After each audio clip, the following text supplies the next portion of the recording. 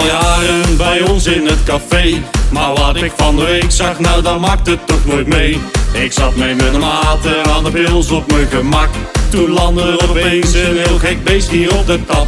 Ik schrok me echt de pleuris, als je snapt wat ik bedoel. Maar stom van verbazing viel ik keihard van mijn stoel.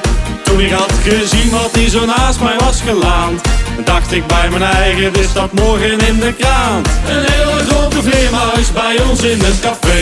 Een hele grote vleermuis, die drinkt gezellig mee. Een hele grote vleermuis vliegt s'avonds door de straat.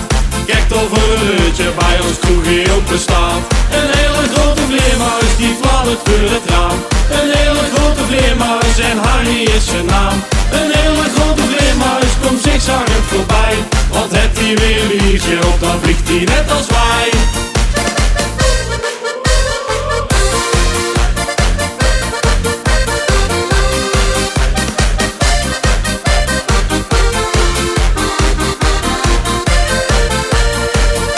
Overdag dan is hij nergens gezien, maar s'avonds wordt hij wakker, zo rond een uur of 10. Dan komt hij weer zijn grot uit en fladdert naar de kroeg.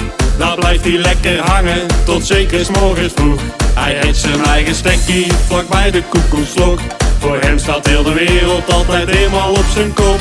Er gaat weer de muziek aan, het is feest in het café. Dan vliegt hij lekker met ons in de Polonaise mee. Een hele grote vleermuis bij ons in het café. Een hele grote vleermuis, die drinkt gezellig mee. Een hele grote vleermuis vliegt s'avonds door de straat.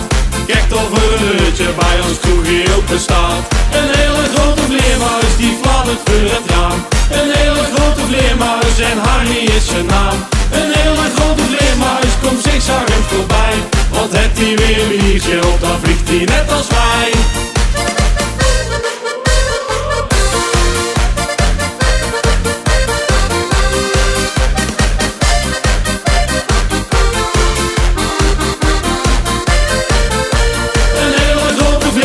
Bij ons in het café.